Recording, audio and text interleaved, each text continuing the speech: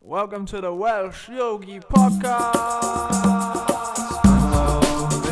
Hare Krishna, Prasthaya Bhutale, Srimati Bhaktivedanta Swaminiti Namine. Hi guys, welcome to the Welsh Yogi Podcast, another episode. Hare Krishna. Hare Krishna. Hare Krishna. So I was just thrown off a little bit back then, just now, because as I was welcoming everyone, because we're in the top floor of our Bayview building. This is where we're recording the episode of the podcast.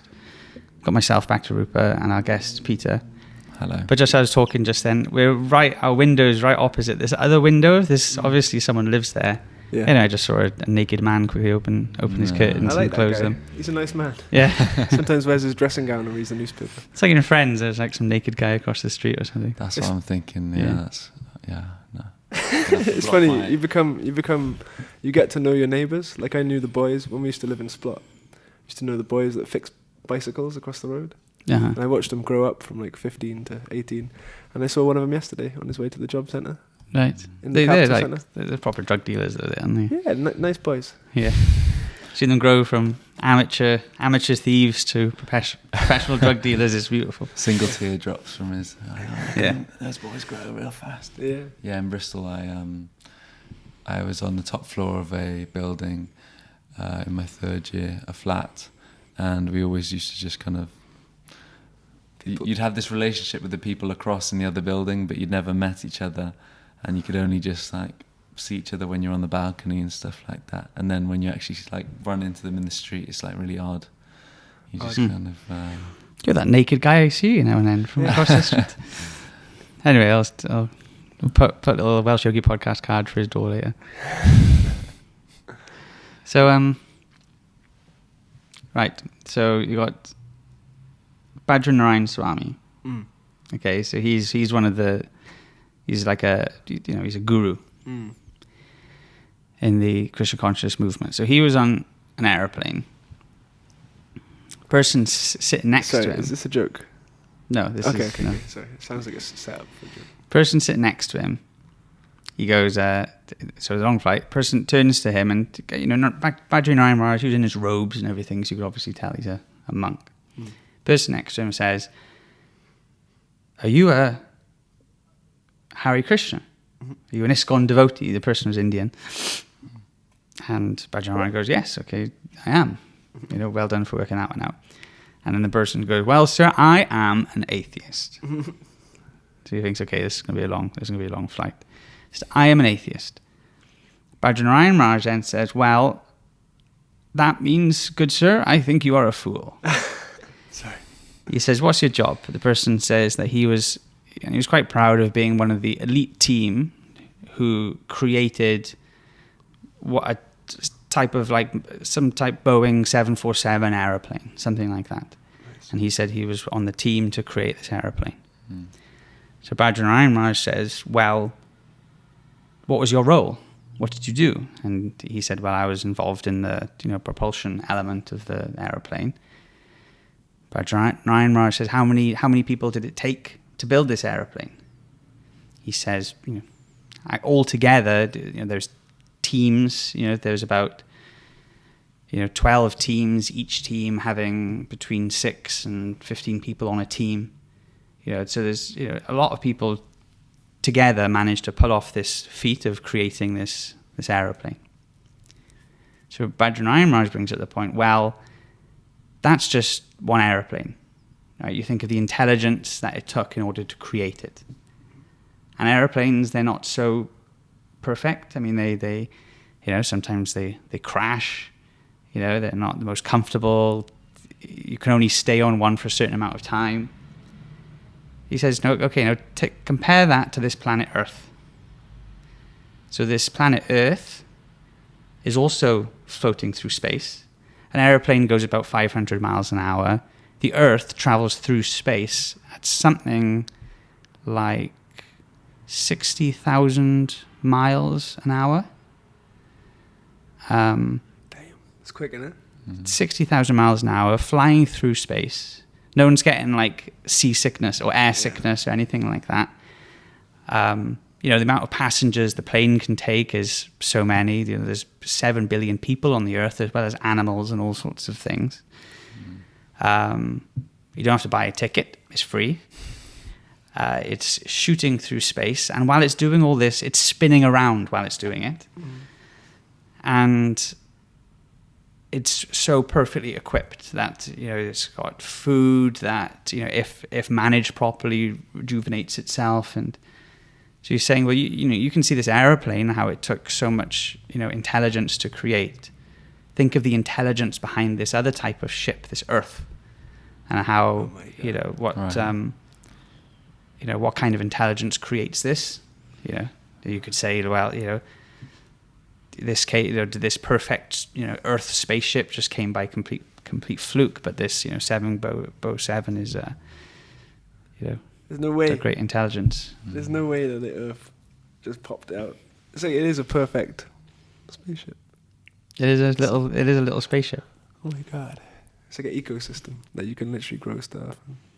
Yeah, you got David. Was it Richard Dawkins? Talked about this the other day, but one of his main arguments, or one of the main arguments for theism, is this 707 airplane argument. That if a tornado went through a scrapyard, and then by the time it left, you're left with a perfectly constructed airplane. The theists say, what's the likelihood of that? Similarly, if you just want to say that life's, even though it's so complex, even a cell is infinitely more, one single human cell is infinitely more complex than an airplane. But how is it to come together by chance? It's the sort of intelligent design argument by the theists. They say, how can you think that this? Yeah, it's too perfectly designed. Yeah, but so the atheist one of Richard Dawkins' examples in his book, The God Delusion, is you're defeating yourself with that argument. How? Because you're saying that this, the fact that there's complexity in this world proves that there's an intelligent design. Well, he's saying, surely any designer must be more complex than what he is designing. Right. So he's accusing, saying, well, all you're doing is, I say that the designer is so complex. How did he come about by chance? So he'll use the argument just to see, you're just taking it a step back. So he's saying that the complexity of, like, say, for instance, the Earth planet came about by chance because there's nothing more complex than the Earth planet. Like, there's no person that could make that. It's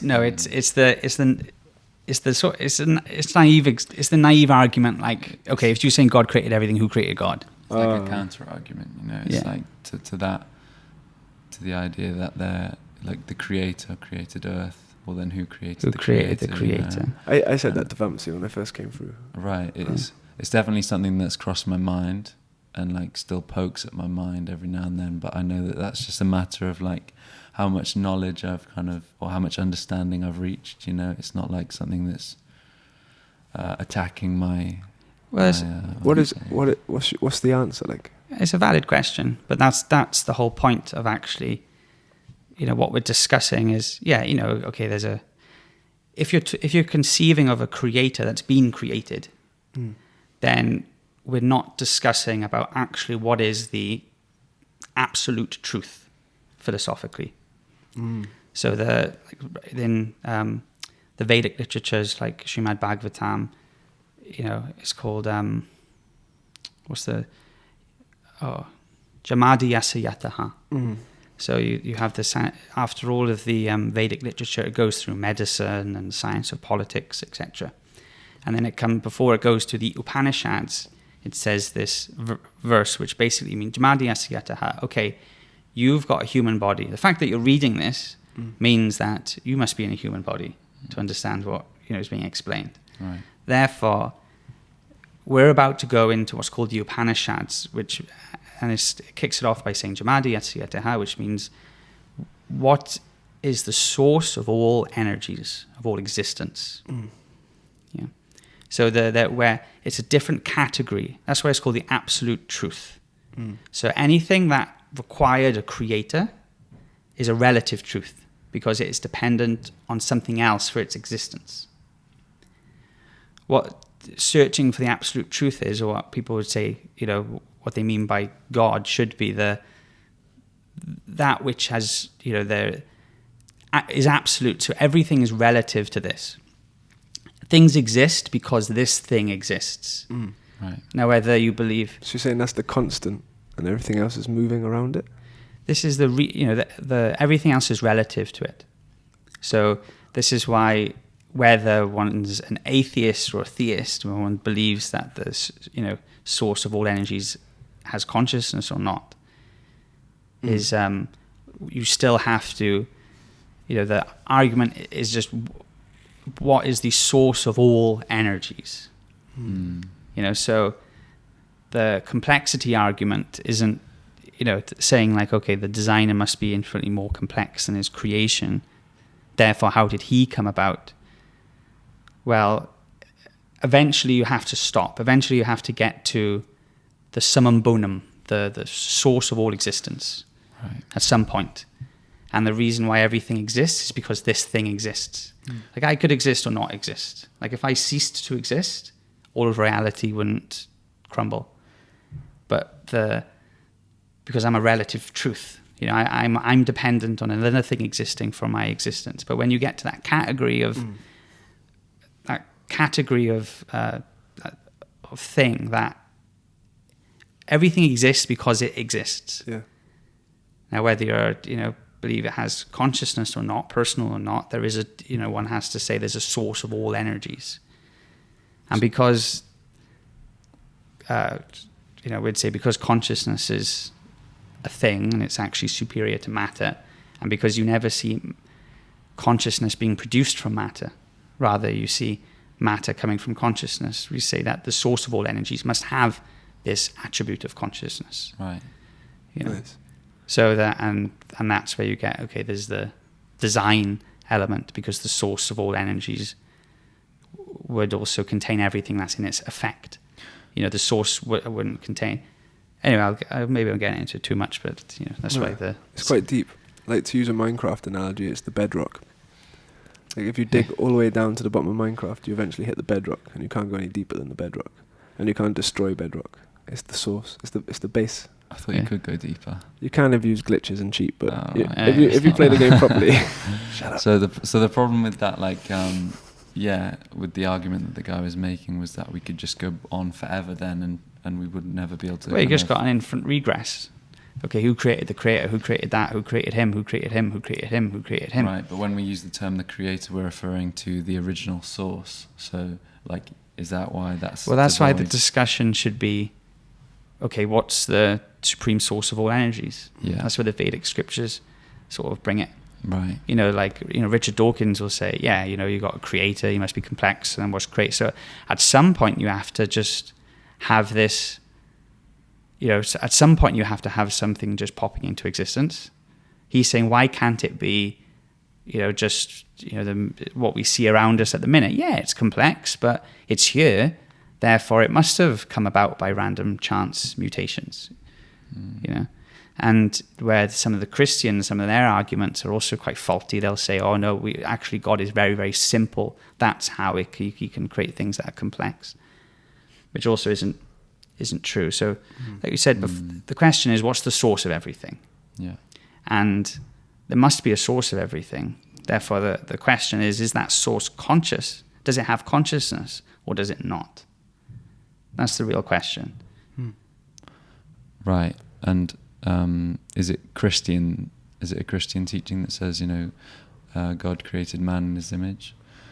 Is that from the Bible? That is in the Bible, yeah. So I guess that would imply that yes, God does have consciousness, because we have consciousness because God has consciousness.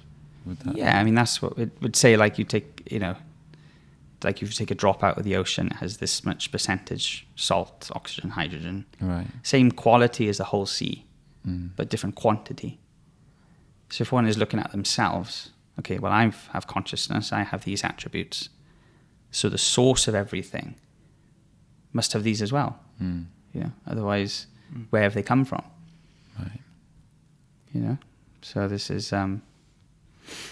But either way, that's the thing. You can get through, you can have linguistic arguments, either way, and you can always go back and forth. But at some point, you have to have practical realization. which is where Bhakti Yoga comes in. It's like, okay, you can make arguments for and against.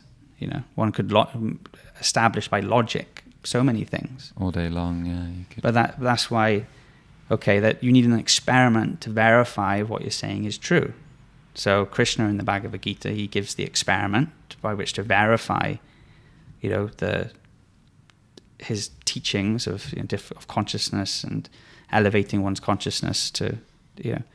There has to be consciousness behind it all, though, isn't it?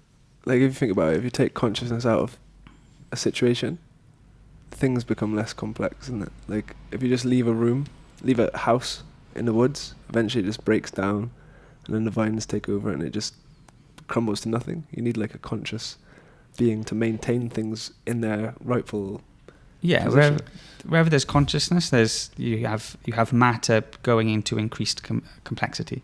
Like you said, even if you leave a building with vines, they're conscious. The fact that the vines are growing and destroying things, and the vines are growing, that's because there's consciousness in the vines, because there's a soul there. But as soon as you take the soul out of the vines, even, and the vines stop growing and they start decaying. And they start decaying because maybe they're getting eaten by little bugs. So when those little bugs die, take the consciousness, the soul out of there, they just stop as well. So what's keeping everything running is consciousness, is the fact that there's that spiritual element, that different category of energy. Now the materialist doesn't know how to deal with consciousness. It's called the hard problem. Like, what is it? You know, and it's accepted. You have to put it in the equation, because now one of the sort of main sort of bedrocks of science is this quantum mechanics, and it's accepted in quantum mechanics that the consciousness of someone observing an experiment has an effect on the outcome, which it shouldn't do if you think, you know. So basically, consciousness has to be admitted. You know, you exist, and there is no evidence. There's no. You know, the materialist will say consciousness arises from because once you get a certain amount of complexity of different material elements, then you have this other different category of energy completely, consciousness, which is why you won't get consciousness through, for example, like we can have artificial intelligence. I'll stop speaking a little bit. I'm going off on a rant. That's okay. But you can create artificial intelligence. So you will, and one day we probably will. You'll be able to create a robot that will interact exactly as a human, because all it takes is taking in sensory data and reacting to that data. So you'll be able to have conversation with such an artificial intelligent robot the same as you would a normal human being. And it could trick you into thinking that robot is conscious, but it's not, because all it's doing is taking in data and responding to that data like any machine. You know, but it could give the illusion of consciousness. Is that not what people are doing generally? You know, like, yeah, but exactly, because you getting data and you react to data like the artificial intelligent robot would, but you are experiencing the data being taken and given. Right. You are an experiencer of the machine known as the body. You have, it's called qualia, or that feeling of experience, like I exist, you know, which would be the critical difference between you and a robot of artificial intelligence. So the robot might seem like it's conscious, but it's not. It's just getting data and reacting. And we will probably one day create such a robot that will be able to interact with humanity like that. But it won't have consciousness, because consciousness is a completely different category of energy that doesn't come through any complexity of matter. It's completely different. It's the case, it's like morality is wrapped in with consciousness, right? Like, consciousness has a conscience. Like, if you do bad things with your sense data in and sense data out, you feel like, oh, I shouldn't have done that. But a machine will never feel. It doesn't have it doesn't have consciousness, so it doesn't have a conscience. Capacity for regret, you know. It would just be raw data. So that's why people are scared of like artificial intelligence, because it's like, this is just like it's just seeing everything as numbers. Cyberdyne Industries. It's cold, you know. It's just cold. There's no like, maybe I shouldn't have done that. But it's like, no, we must do this because we have been programmed to do this. Kill all humans because they are inefficient on the planet. And then there's like a war, and all the robots destroy all the humans. That reminds me of when I used to drink, before I knew anything about consciousness or spirituality, whenever I'd feel drunk, I always used to feel like in my brain, I was sitting in a room, and there was this me that was always, that wouldn't be drunk, no matter like if he drank or wouldn't be intoxicated. But then he was kind of having to like operate the control room, and the controls were like they'd gone faulty, Yeah. He was just like, Oops. taking this in again, and like Yeah. he's always just sitting up in the room, kind of having to deal with whatever is Yeah. going on. That's like, so you had like a step back perspective on what was happening to you. Yeah, a separation. That's like the foundation of transcendental knowledge, isn't it? Spiritual knowledge is that seeing that separation between like the sense data in and the sense data out, and you yourself. Yeah, there's the perceiver and the perceived. Mm. The very fact that you are observing like the mechanisms of your body, like you were saying, if you're drunk, Mm. you are if you take a step back and you can, I'm witnessing my sort of motor neuron functions, not acting properly, I'm noticing. So the fact that you are noticing these things means there's a difference between you and what you're observing. Right. So that's the element where Krishna is trying to explain the first steps in spiritual life is there is a difference between you as a living entity, or the Atma, the self, and your, the mechanics of the body. Right. You are not the body. Yeah. It's an interesting point, because now you say that, just like that's why I was taking like kind of psychedelic substances and different chemical alterations, because I was trying to understand consciousness. Like I remember I was doing like experiments. Okay, if I take this substance, then how does it affect the way that I perceive reality? Like it changes my filter on reality a little bit. But like I was aware that I was separate from that filter, like. Right. Yeah. So like, there's a lot of like kind of, they call themselves psychonauts or psychedelic astronauts or whatever, and they go into like these psychedelic realms to try and understand who they are. It's because there's clearly a difference, But that's isn't it like we were just reading, because in Atma on Thursday mornings we read Bhagavad Gita, and we were reading in chapter 5 the verse that was about being aloof from the senses and their sense objects. Like someone who's in transcendental consciousness is aloof from kind of the goings on of their body, because they realize that it's just the interactions of the senses with their sense objects. So, and we googled aloof, and aloof means like a cold kind of disregard for. Like, so they kind of disregard to one level the things that are happening on the external level, because they're in an internal place, Like, like you might be I'm driving my car, but in one sense I'm aloof from the the workings of the engine. Right. And I might be, in one sense, I have to look after my car. I have to make sure, like the other day I went in for an MOT and I had to put fuel in, etc. But I'm aloof from the car in the sense that I'm not, I am separate from it, and I am observing these workings of the car, but I know that they're separate from me. So similarly, you have to look after the body, and the body is has different actions, interactions, but you don't get so caught up in it. Right. And like we were talking in class the other day, that the question of whether there's a soul or not. So if you take that Sanskrit word Atma as the soul, meaning the self, so the soul exists. There's no question of that, whether you're an atheist, theist, or agnostic. You exist as a living being. If we take the soul as Atma in Sanskrit. Right. So you do exist. Okay, so that's what we mean by the soul. It means the real self. So that's why it's not a question whether the soul exists or not, because you do exist. The question is the soul, or is you, as the Atma, are you a product of matter or not? That's the question. The question isn't, is there a soul or not? The question is, you as a conscious being who's aware in this life, are you a product of material chemical complexity, or are you a different category of energy completely to matter? Which is what Krishna is saying in the Bhagavad Gita. And then again, by logic, one can see that, okay, there's there's no evidence of any material complexity producing consciousness. Therefore, you have the Bhakti yoga experiment, or the experiment of, okay, living a lifestyle of yoga. I use my body as the laboratory, and I start practicing what Krishna's teaching in the Bhagavad Gita, and this is the scientific experiment by which I start to get true knowledge, and the facts start to get described. So similarly, okay, so then the question is, okay, that's the experiment to verify whether spiritual reality is true or not. Right. And then, so okay, where's the other experiment to prove whether that consciousness is a product of matter or not? There is no such experiment. It's just a theory. It's just a belief that, I believe consciousness comes from matter. Okay, well, can you prove it?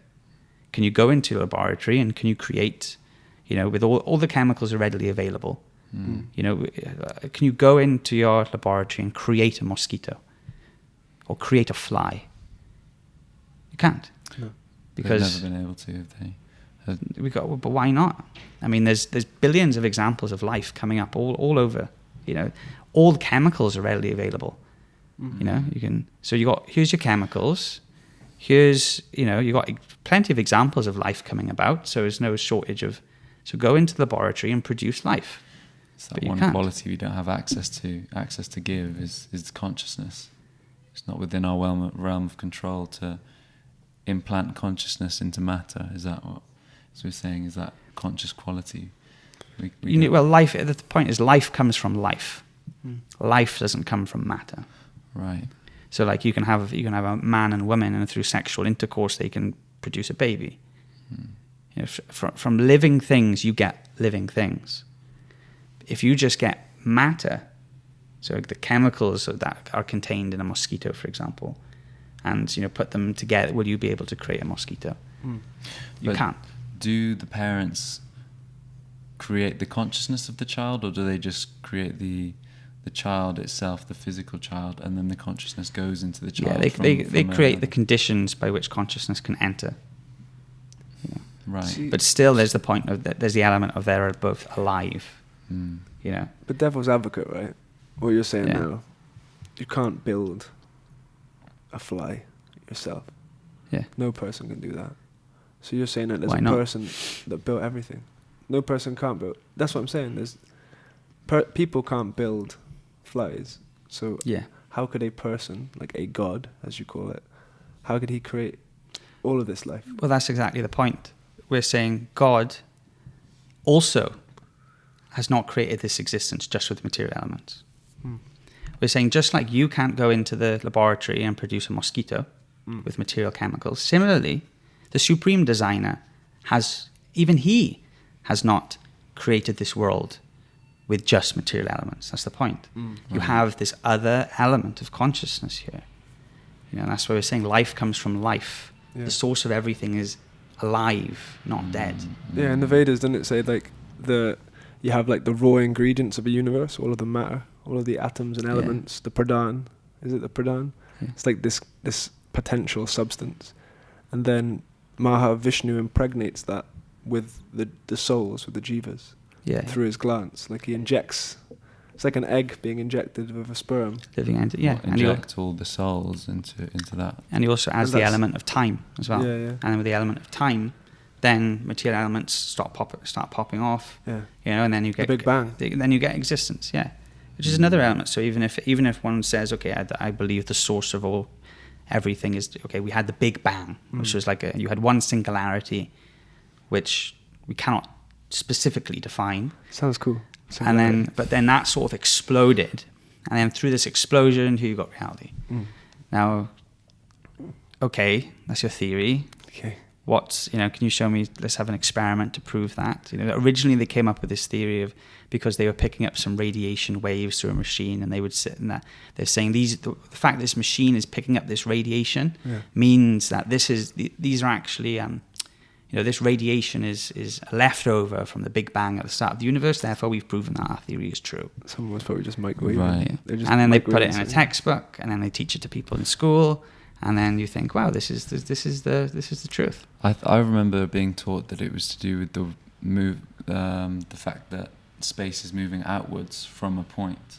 So like the planets are kind of The universe expanding, like. The universe is expanding. Therefore, it must have kind of, started at a very single. Yeah, point. you had, I can't remember who originally came, the idea of the universe expanding, and then they decided to add to it that it's always expanding and contracting constantly. I heard that, So like breathing. Yeah. Right. So then it's like, okay, well, there's a couple of things with that. Okay, you believe the universe is always expanding, fine. As an experiment to verify whether that's true or not. And even if it is, still, that's not saying what is the source of the universe and why, and what was the cause of this original sort of explosion. And if I got a piece of dynamite and I just, exploded some materials, the likelihood of me getting a perfect working house is very small. So that's why as we said before, the mathematicians actually don't really, agree with the biologists in the terms of, okay, you're saying with 4 billion years that through complete random fluke mutation we've created, biological life, but actually, statistically, if you're going to look at it mathematically, you need like 100. It's like, I don't know, 1 followed by 160 zeros, right, billion years actually to come within 10% of creating a basic protein that you'd find in any biological living entity. Yeah. So you can't, mathematically it doesn't make sense, but if you want to just, you can paint a story if you want about, things slowly, like, a monkey slowly standing up straight, and you think, okay, yeah, that makes sense. I can see the monkey in front of me slowly standing up, therefore that should happen. But if you actually want to be scientific about it, then okay, what happened there? What was the mutation that created the specific protein in order to specifically, it should be scientific, but it's just like a story that's, a picture that's painted, a story that's told. It's like Harry Potter, like, it's just nice imagination. Like these scientists, they've got very mechanical brains. They come up with a nice theory, and then it sounds logical. They kind of prove it right. And if it can, I'm not saying they're not clever, like, don't get me wrong. And if it can facilitate a worldview that doesn't have to involve a god, then it doesn't matter how crazy and wacky it is. Yeah.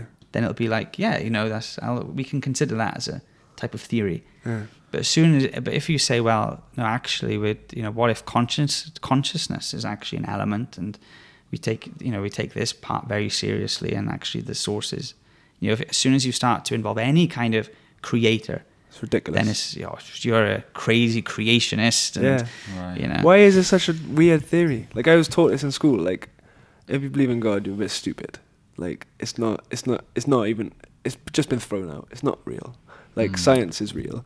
But science is just loads of different theories that people have made up in their minds, and they kind of proved bits of it. Yeah. And then it's like, oh, let's teach this to people. This is the reality. Oh, you believe in God? You're one of those people.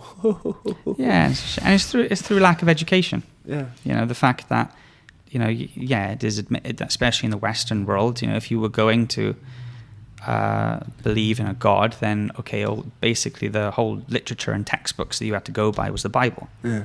Which does contain very little philosophical and practical knowledge of understanding the soul and God, etc. Yeah, get into the Gita, get into the Srimad Bhagavatam. Yeah, it's all there. It makes sense. Fact, that's why it's science. Prabhupada did use the term, the science of self-realization. Yeah. It's a practical science that here's your method. This is, you put it into practice and you get a result. That's completely scientific. It's so perfect. Like, it makes the Bible make sense. That's how good it is. Yeah, because it's a superior a paradigm of reality should be able to encompass all aspects of the world and what we see around us. Yeah. And that's what the Vedic literature does. It not only does it encompass and, has no problem explaining all of the material phenomena that we can experience and measure scientifically, but it also adequately explains all the paranormal phenomena that we can't actually fit into our material paradigm, and it explains everything. It turns you into a master of reality. That's what gives me confidence with it, is that it actually explains everything, like every viewpoint, all these other religions, how they came to be, what, where their principles came from. It contains everything within it. It fits everything together perfectly. Right. And that's where the the scientists, you have this God in the gaps argument, Yeah. you know, where, you know, they charge like the sort of like maybe a bit more sentimental, you know, theists or Christians. They say, oh, you just, if you can't explain something, you just say God did it. If there's a gap of knowledge, you say, oh, God did it. It's God in the gaps. But it's actually, it's also the other way. Yeah. You know, like we said before, if you can't say that this world came by chance, because the word chance isn't a causative thing. Doesn't exist. Right. Chance, you know, if I flip a coin, you have 50% chance it's heads, 50% chance it's tails. Right. Chance is a sort of a mathematical, you know, probability. It's an idea. It's not even. Yeah. It doesn't even exist. So That's another concept. Like you can't compute a science random. There's no such thing as random. Like you can't capture random. There's no such thing. Yeah, well, you know, math. You know, the concept of chance is like a way to predict. So the cause isn't chance of that flipping that coin. The cause is me like flipping the coin. Then the chance is a way to maybe predict the outcome.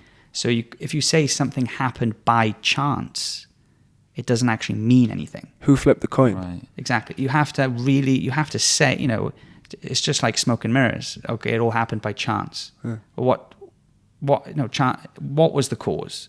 What made, you know, chance is a way to predict the outcome. They're just putting chance in the gaps. The way you flip the Exactly. coin. So you put nature in the gaps. Nature in you the know? gaps, yeah. Oh, we don't know. It just happened. You know, it just happened by this, that, and the other. You know, it's. Just read the Gita, scientists, isn't it?